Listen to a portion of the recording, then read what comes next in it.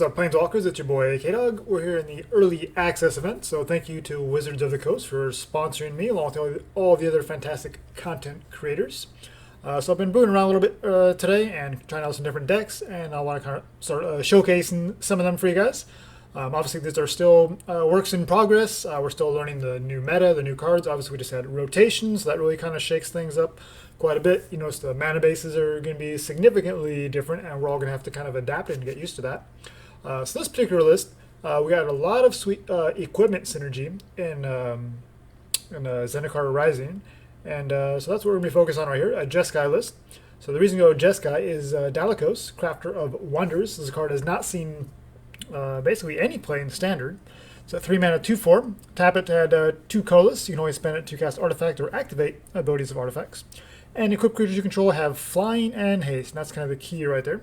It is legendary, and we're just splashing blue just for this, so we're running 3 copies here.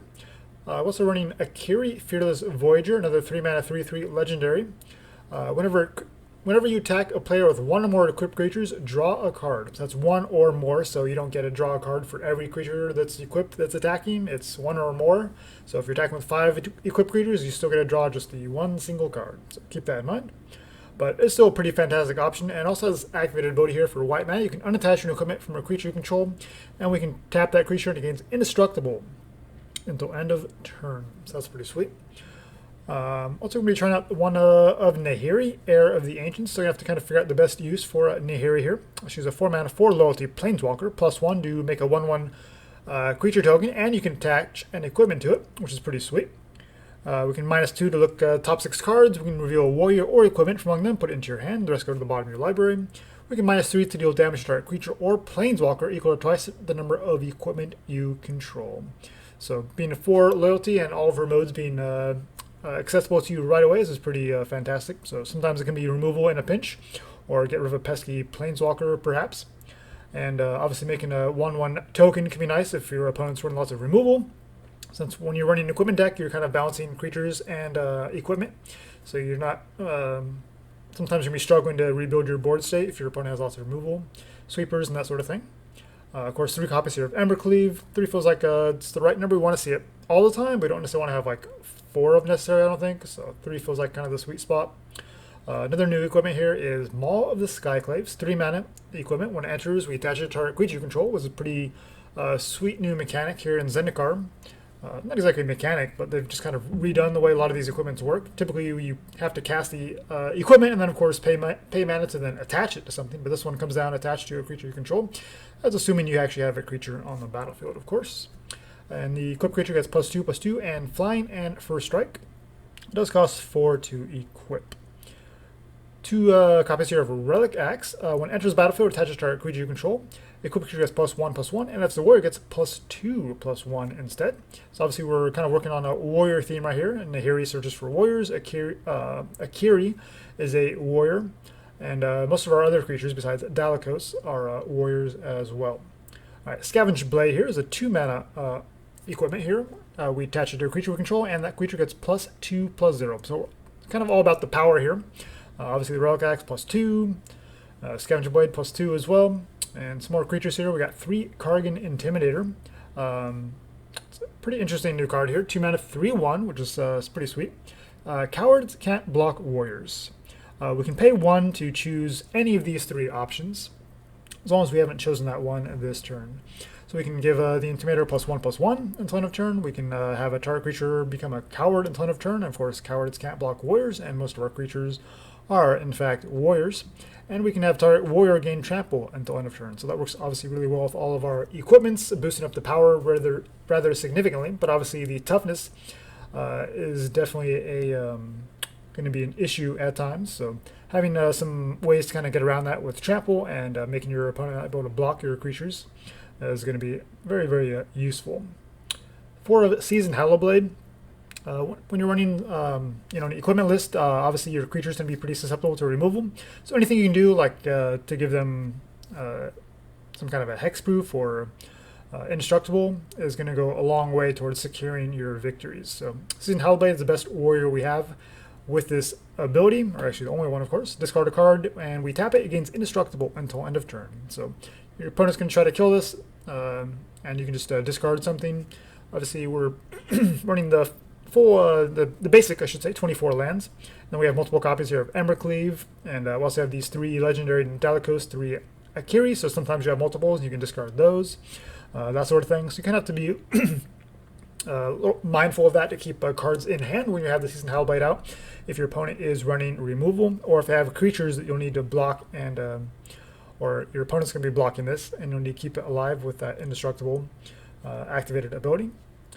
But it will come through clutch for you more often than not. Kor Blademaster here is a warrior, 2 mana, 1/1 double strike, and equipped warriors you control have double strike. That's pretty fantastic here, especially when you get to equip it with Shadowspear, trusty artifact from Theros. Equipped creature has +1/+1 trample and lifelink. That's going to help you out if you get off to a little slow start, of course, and recover your life total against those more aggro matchups. And you can equip it for 2 mana, of course, and you can make your opponents lose hexproof indestructible until end of turn. Obviously, we don't really have removal, but if we're in combat, that might come in handy every so often. And finally, we have 3 copies here of Fireblade Charger, 1 mana, 1/1 warrior, goblin warrior, and as long as it's equipped, it has haste. So it's kind of pretty meh ability from what I've played with it so far. However, when it dies, it deals damage equal to its power to any target. So obviously, we have this equipped with a few things, and we go into combat with it, and your opponent blocks it with something, then you can. And it dies, and your other creatures get through. Well, you can have this deal damage to other creatures to finish them off, or you can have it finish off your opponent's face or their planeswalkers, any targets. So it's pretty nice having that flexibility. So I think it's worth running at least the 3 copies here. Mana base, obviously, it's a little bit rough with the new set, with the new rotation. We do have access to, of course, Fabled Passage still, and also in Jeskai we have the Triomes, which is fantastic thanks to Akiri. We're running 4 Temple of Alignments since we're mostly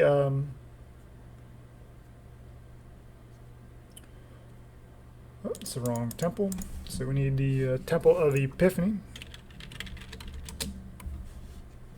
It's been a long day. Sorry about that. All right, Temple of Epiphany, of course, since we're mostly Temple of Triumph. There we go. Since we're mostly white-red, just splashing the blue for the Dalakos. So obviously the Passage can grab it, and we have the Triomes as well. Otherwise, we're just focusing on white and red, and then eventually we'll try to get blue mana for a Dalakos. All right, so that's the list. We'll jump into some matches, see how it goes. All right, against ART Doomis play.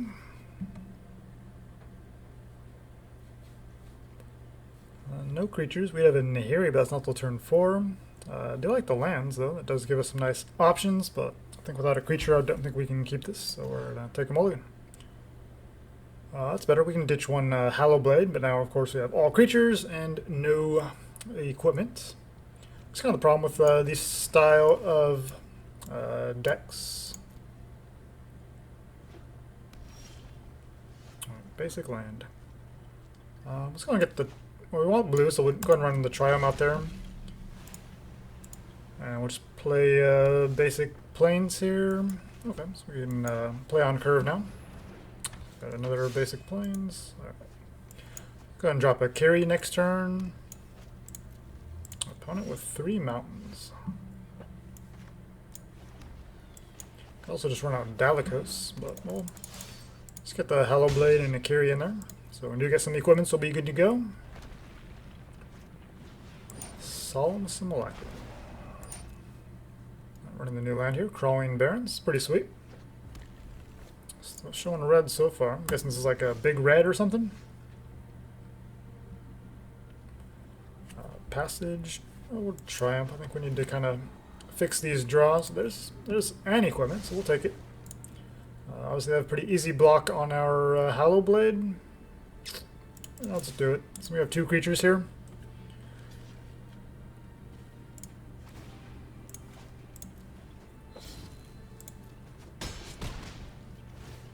Let's get the draw card, which probably they wanted to do. I'd like to cycle this Triome. See if they have a Storm's Wrath or something here. We got 6 mana so far. See nothing but a Solemn Simulacrum, so no idea what exactly they're up to, but it's got to be some weird big red list. Mazemind Tome, and Leyline Tyrant. Leyline Tyrant's pretty interesting. Definitely curious to see how people utilize that card going forward. Alright, Relic Axe. Okay, so we can equip both here. Start drawing some cards.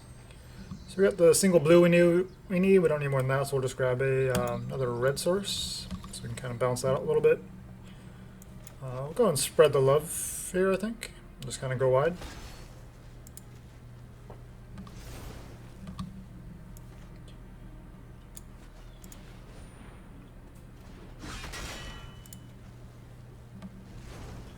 Don't think they want to lose their tyrants, but if they do, that's fine. So to get to draw a card here. Okay, they're going to scry with their tome. Alright, perfect. Now we got some discard fodder for the Hallowblade. They are going to take the trade. Okay. Actually, we could have activated its ability. Maybe we should have done that. Just remembered after the fact. That's alright. Still learning here.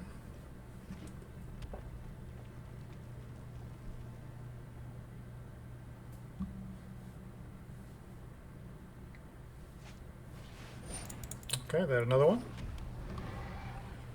And 2 cards though. They have 3 mana opens. They can draw a card. Yep.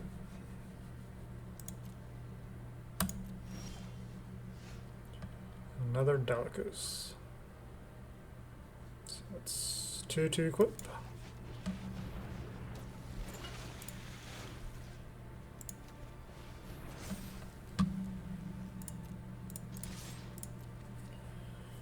We can block the Dalakos and then nothing really much happens. Or they can block the Hallowblade and force us to discard, and then we kill their tyrant. Down to 6.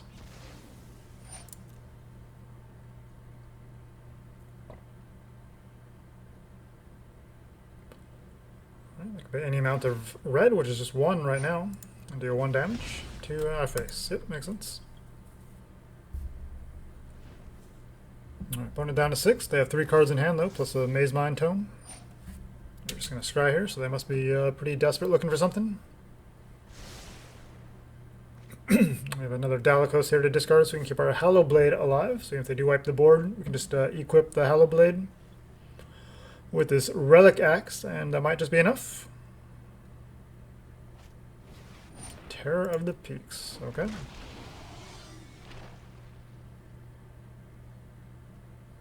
So still a little bit short of lethal here. Oh, that's pretty cool.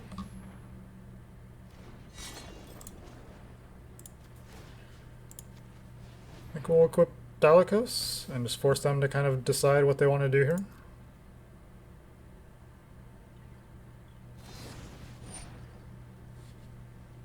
Alright, so I'm going to tap down our Hallowblade.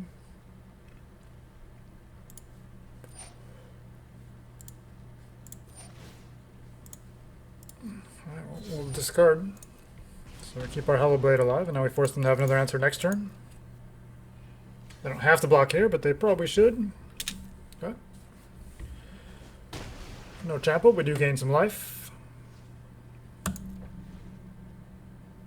Alright, if they have some way to deal with our board, we're in trouble. Ugin or something obviously be pretty nasty. Just big red. Terror of the Peaks and Leyline Tyrant so far. I'm definitely interested to see how Leyline Tyrant plays out. Haven't really seen a huge impact of early access so far. I imagine there's some nasty stuff you can do with it, like in Historic, with like Bane Fires and kind of some of those X spells maybe. Alright, so they got haste on the Bone Crusher. But we're showing 9 points of damage coming back at them. They go for it. Wow. Any equipment off the top and they're dead. We're going to cycle. Might be able to find a 2 mana. No. Well, we'll keep it in hand. Right, put it down to 1. Get some life back. We have some discard fodder here to keep our Hallowblade alive and ride that to victory. Hopefully. Perfrost obviously a little bit scary, especially since they're running Terror of the Peaks and that kind of stuff. Chandra, Heart of Fire. Assume they +1 and hit our Hallowblade.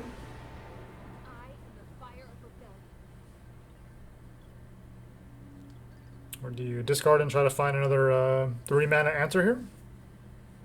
We have flying, so I'm not sure what you can do here for 3 mana. Yep. Alright, up against Lou Caparose.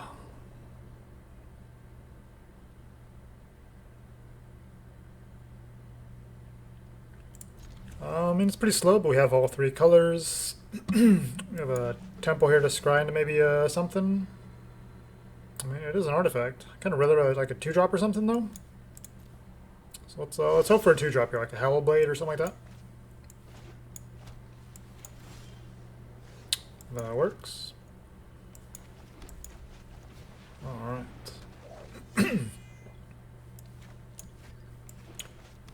See, I think, I don't know if this deck is really going to be that competitive. Obviously not the way I have it tuned, since obviously we're in the early access. We're just more focused on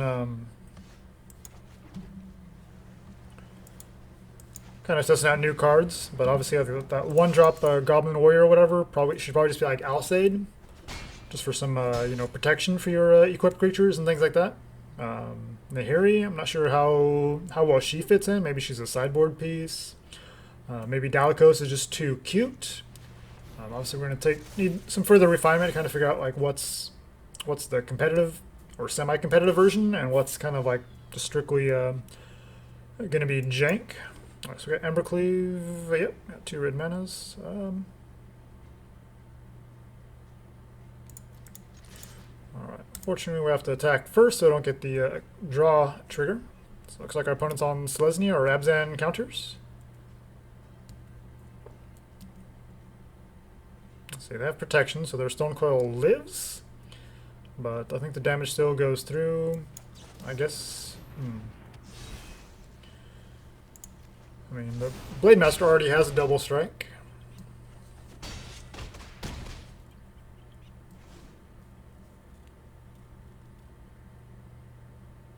So a bit awkward. Maybe it still would have been better just to give it the +1. Obviously, multi-color protection, and Akiri is a little bit awkward. Okay, another Stone Coil for 3. Alright, so got a bunch of 3/3s over there.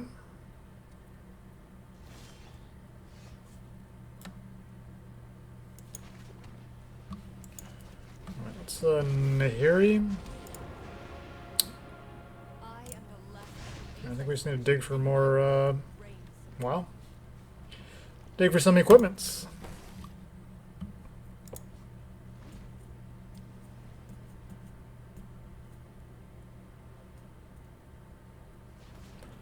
I don't have good attacks here.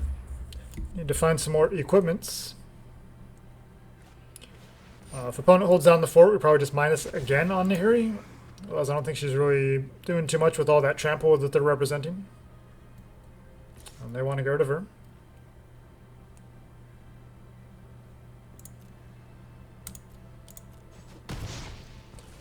Not much we can do about that. There we go.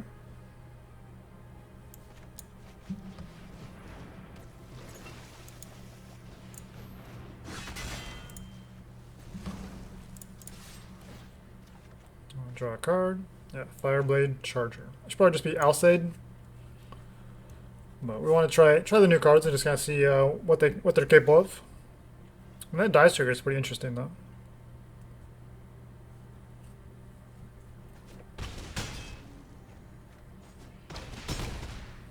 Put it down to 6.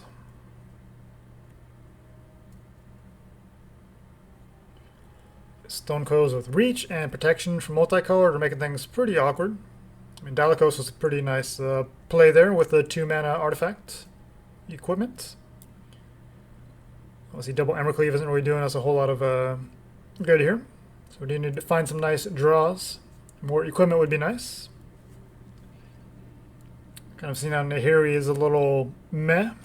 She kind of whiff there. I mean, all lands. That was pretty brutal.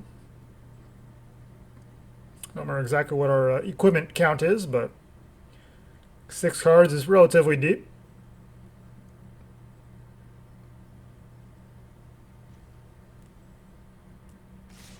Alright, opponent's still stuck on 3 lands.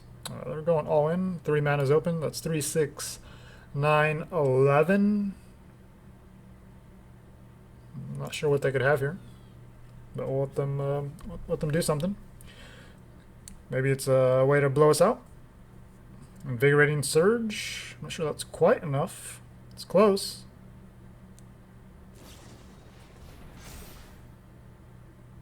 Okay.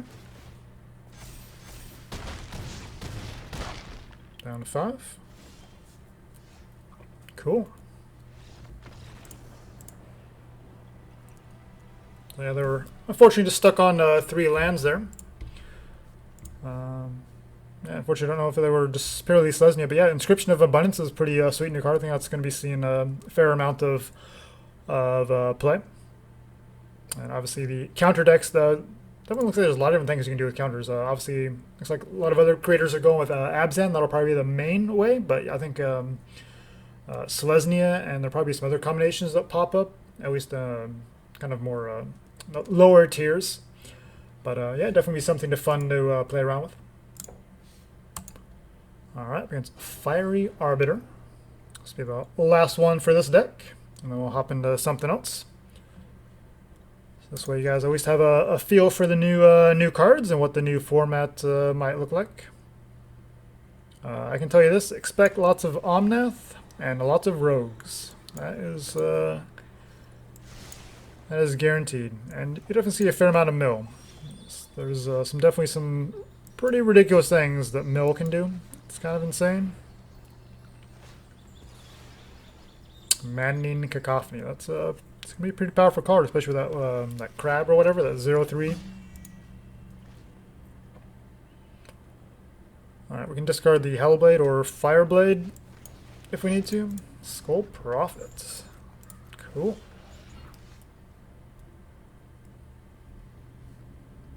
Alright, we'll just set up for next turn. Want lands. I mean, that means Embercleave is castable. And we have equipments already. They probably don't block there, but I don't think it's worth testing the water. I assume they want Skull Prophet there for some ramp. But maybe they try the block there. We had some discards, so maybe it would have been worth it, but we'll just kind of set up for next turn, just make things a little bit easier on ourselves. If they're in Golgari, they probably have lots of removal. So we'll need to kind of pace ourselves with our discard to keep the Hallowblade alive. Okay, they're in Sultai, looks like. Mire Triton. So some kind of a reanimator, maybe? Ooh, a Shia. That's a pretty cool card. A Woe Strider.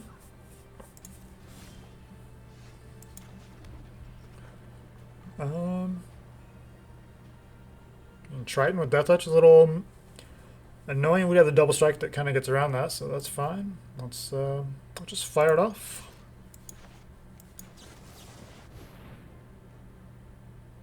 They have 1 mana open. Could be a Stern Dismissal, but doesn't seem likely with what they're trying to do.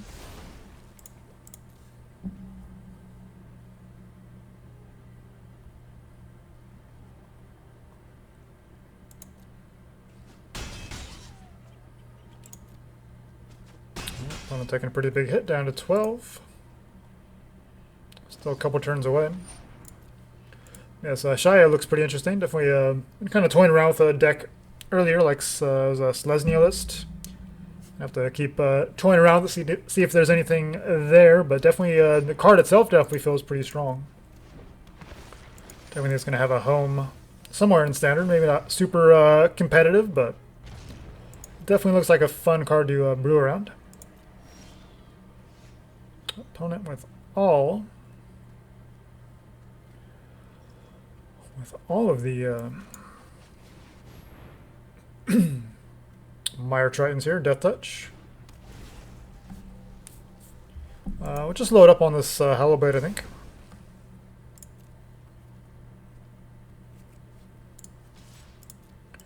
Alright, they can't block.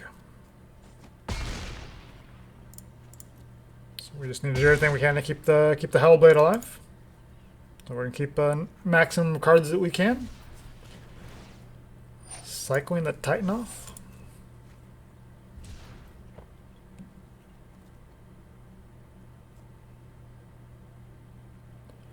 Still wrapping my head around all the cards that we lost. Obviously, the biggest hit was for sure the Shocklands. You're definitely going to notice that.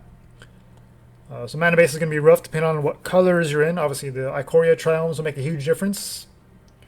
And there are some. We only got like about half the color pairings for kind of the either or lands in Zendikar. For now, so we'll have to wait a few months before we get the other half. So depending on what color combination you're trying to run, it's going to be a little bit tricky. Alright, yeah, we'll fire that off. Discard you. Doesn't matter. And they're tapped out, and they're dead. Sweet.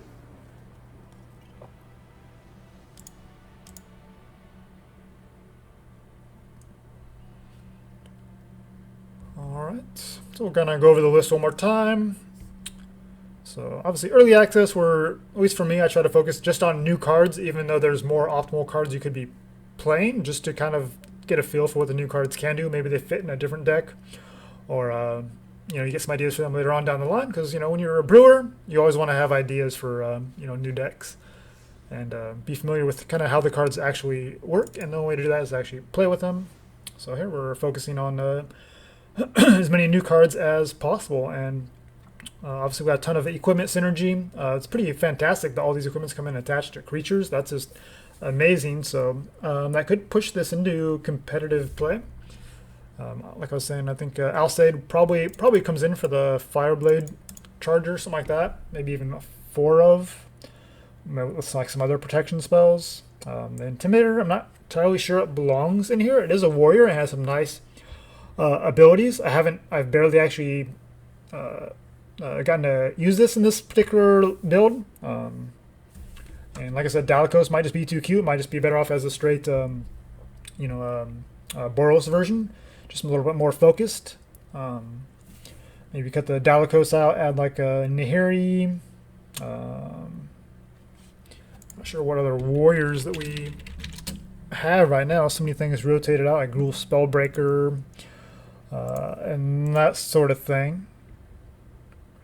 But yeah, you probably want to keep it in that 2 to 3 drop range. Obviously, you want to keep your creatures pretty tight, so you don't get too high up on the curve there. Yeah, Morog's gonna be definitely gonna be make a difference in the upcoming standard as well. Yeah, I don't think Winota really belongs in a list like this, or Haktos, because it has protection from so many things. There's gonna be times you're just not gonna be able to equip it. Maybe the War Leader is 4 mana, and we're not really a go wide strategy, so the Anthem effect doesn't really do us a ton of good. I